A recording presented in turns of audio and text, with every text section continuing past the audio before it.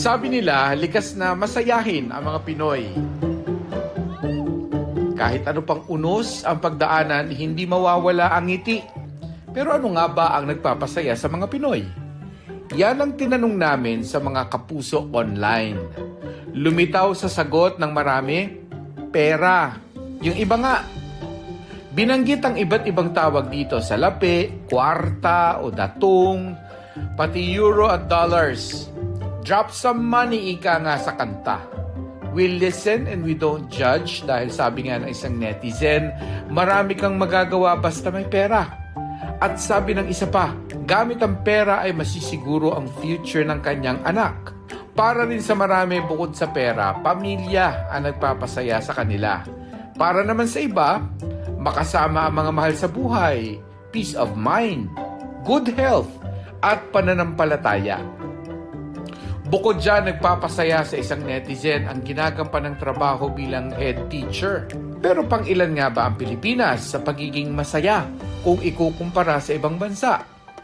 Base sa World Happiness Report 2025, ika-57 ang Pilipinas sa survey. Nanguna naman sa ika-8 taon ang Finland.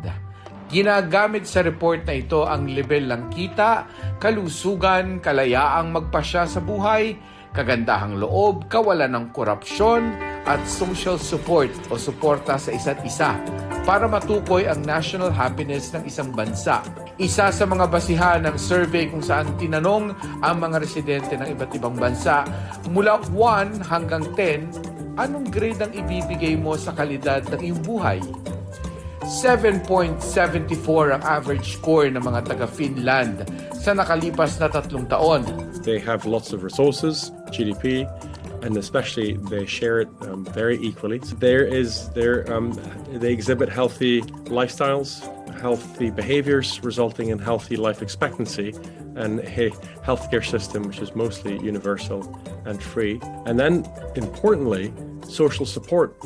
So they trust each other, both others in the community around them, but also the institutions. Caring and sharing ang tema ng survey ngayong taon.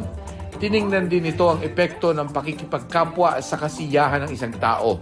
It's a good thing to put a spotlight on places like Costa Rica and Mexico. They do not necessarily have the high income GDP per capita and the redistribution through the welfare state. What they do have, and this is also something we focus in on this year, is they have a very strong family set of family ties, so their immediate community is very strong.